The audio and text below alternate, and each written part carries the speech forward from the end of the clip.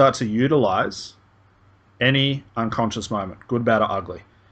Now, let's say a client comes in, they are feeling anxious and scared.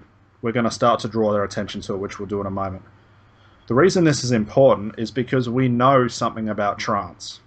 We know in most cases that regardless of how a client is feeling consciously at the time, they're anxious about something they don't understand because it's unconscious. Of course, they're going to feel something. Once they go into trance, that anxiety cannot exist. Why? Because there's no conscious mind to fuel that emotion. Does that make sense? Yes. So we know in the back of our mind that if a client is feeling upset or angry or scared, why not just get them to a place as quickly as possible where it's all good? Yes. Okay. That makes sense. Why do we make them feel so good beforehand, calm them down? Okay, which you're going to do in your attitude anyway. Make them feel so good, calm them down before you start on a hypnotic technique.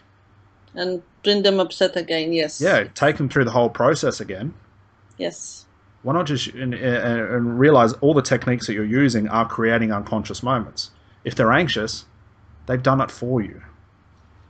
If they're scared, they have done it for you. Yes.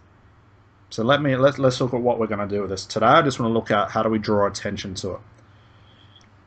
Let's create a stereotypical client of someone who's scared. How would we know they're scared? What sorts of things do you think we're going to see? And let's do it as scared of going into hypnosis. Let's make it really, really simple. Okay, they come in, we can see they're anxious, a little bit scared about going to hypnosis. They might even tell us that. What sorts of things are we going to see in their body language and things like that that lets us know that what they're saying is quite congruent? Well, you can see body language, moving, wiggling, fingers going.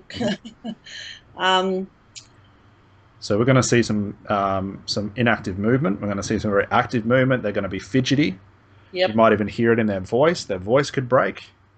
They might talk with a softer tone because they are scared. They might not want to even look at us because they are afraid of what's going to happen next. Okay. Now, with all this in mind, I'm not saying, and I want to make this abundantly clear, I'm not saying make your client scared. We're not making it happen, but if it happens naturally, we're going to utilize it. We're not going to make them scared. Does that make sense? Yeah. Okay, if we were going to create a trance, we do it in a very lovely way. Okay, but if they're coming in already half in trance, we're just going to utilize what the unconscious mind's giving us. The reason this is important is because if the unconscious mind is already expressing that something is occurring unconsciously, and you turn around and say, well, you know what, that's not good enough for me, I'm going to disregard that unconscious moment, make them feel good, then try and create another one. Yeah. After a while, the unconscious mind might get the message that you don't want its help. Remember, it takes things very literally. Yes. Okay? If you ignore someone for long enough, they stop talking to you, right? Yes. Okay? Same thing with the unconscious. Okay. Okay? So, clients feeling anxious, scared, we're seeing movement, we're seeing fidgeting. How do we draw a client's attention to it? To what? To the fidgeting movement. So things like fidgeting, hearing it in their voice or their breathing or the way they use their tone, this is just the unconscious mind expressing itself. Well, you just... What do we need to do? Get the attention to it. You just, Excellent. What's that? Excellent. What's happening here? Brilliant. What was that all about? Excellent. All those questions. All of the above. Yeah. If a client's fidgeting, what are the chances they know they're fidgeting? Usually they don't always. So we would stack the deck in our favor to say that they might be aware of it, but they have no control over it in some cases. Or they might know that they're moving the hands, but they're not aware of the legs. Yes, that's right. And it will still happen even if they're talking to us. They won't stop it. Yeah. In most cases. We're looking at in most cases. So all we're going to do is pick out anything. Yeah. Okay, we can even pick out the emotion itself. If we know a client's scared, and we know the scared emotion is an unconscious moment, we could use that very emotion to start the trance, and it might sound like this. So client's sitting there, they're scared. And we're going to simply, well, we might even ask at the start, how are you feeling? Client says, oh, I'm a little bit scared about going to hypnosis. Okay, you go, great. Okay, did you know you were going to be scared? Now, the question is, there's nothing hypnotic, is it? It's not a silly language pattern, is it? No, but it's not in as a language, but it is on a different level. Yeah. The intention is there. Yeah. What's the whole meaning for me asking that question? Did you know you were going to feel scared? Yeah. What's the whole meaning? What am I trying to do with that question, do you think? You're underlining the scarcity at this moment, get to the emotion. Mm-hmm. All I'm doing is drawing their attention to it. Yeah. If I was being the other hypnotist, I'd say, that's okay, look, we'll just sit here for a moment. That's it, just breathe. That's it, just take your time. And it's a nice way to do things. But the other way is quicker. You want to get the attention to the fact that they have the subconscious moment and they show you the emotion of scarcity now. Mm-hmm, exactly. You're doing. Yes. Okay. So if we're using the whole concept of being scared, and I've said, did you know you were going to be scared? What's another question we could ask to draw attention to it? Don't think of any patterns, just think of everyday questions that would fit this context. What else could we say?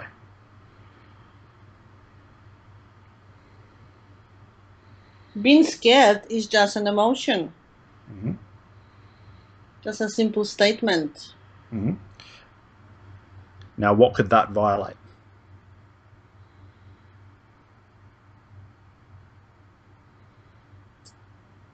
Does it not sound like we're teaching our client something? That is okay. Mm-hmm. Does that get us any closer to trance, though, by telling them that? No, it's not. Okay, so it's not a bad thing to say, but it does nothing for us. No, no. And they can refute. They can argue. Yes. Let's say a client says, well, no, it's not. And you go, but it is. No, it's not. Mm-hmm. You see where that's going. But if we say to a client, did you know you were going to be scared? Whether they say yes or no, they can't say anything else. No. They can't argue it. There's nothing to argue. The question doesn't allow an argument. So what we've done right now is we have a place to start. We have an orienting question laid down. We've drawn their attention to it, and now we're conversing about something they're feeling. Does that make sense so far? Yes. So what else could we ask them about their emotion? So we've asked, did you know you were going to feel scared? What else could we ask? How did you know that you're going to be scared? No. How did you know? How do you know what to feel now? Mm-hmm. So you could definitely use that. So client sitting there feeling scared, and you could say, how did you know to feel scared before you came to my session? Now, that's quite a cheeky question. Doesn't that imply that they've done the right job? That's a good one. I like. That could almost make them think, wow, I did do the right thing. Wouldn't that make them feel good? Yes. And you see how the question's a little bit confusing as well? Yes. Because their whole interpretation of hypnosis is something that we haven't done yet, which is make them feel good, make them feel nice. But you've said, oh, great, you're feeling scared. Excellent. I'm glad you brought that along with you. How did you know how to bring it with you? Yes. Okay, so it's a perfect question. So let me give you one, that what else we could ask, and we'll go back and forward. Mm-hmm. We could also say, did you know, we can do a reframing question here. Client feels scared. Okay, I can see that you're scared. Did you know that feeling scared was one of the easiest ways to go into trance? Oh. To see it now, I've given a good reason, or a reason in general, about being scared. Now, this is again a cheeky question, and I do want to do this with my utmost care and love for my clients. Do you see how devilish that question is? If they're scared about going into trance and you said, well, you know what? you're doing the right things to go into trance, you screwed up. Do you see how that could work on a very cheeky level? Yes. If they're worried about going into trance, but they're doing the one thing that helps them go into trance, it's good night. So this is when your attitude comes in. You've got to be very playful here. You can't be evil. No, but I love this question.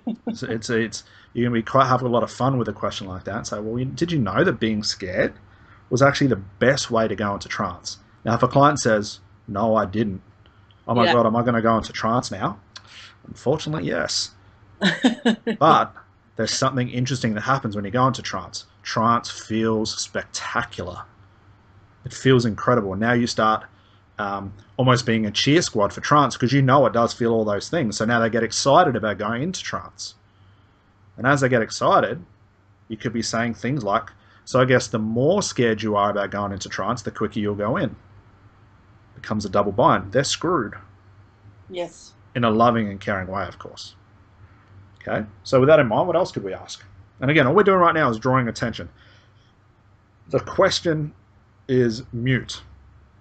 It's what's the intention of the question? What's the underlying principle, which is draw attention to it. It's the same principle we've used all along, draw attention to an unconscious moment.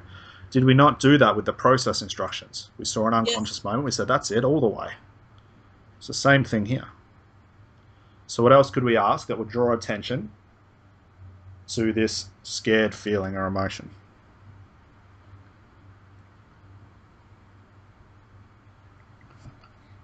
And again, it's going to seem hard to construct these questions out of the blue, but what's going to happen is you're going to start to think like this person. You're going to start to think like this all the time, and these bizarre, abstract, crazy questions will come out of your mouth that'll confuse the hell out of people, and trance will sneak up so quickly on them that they won't be able to resist you because they have no idea what you're doing. Okay, so what else could we ask?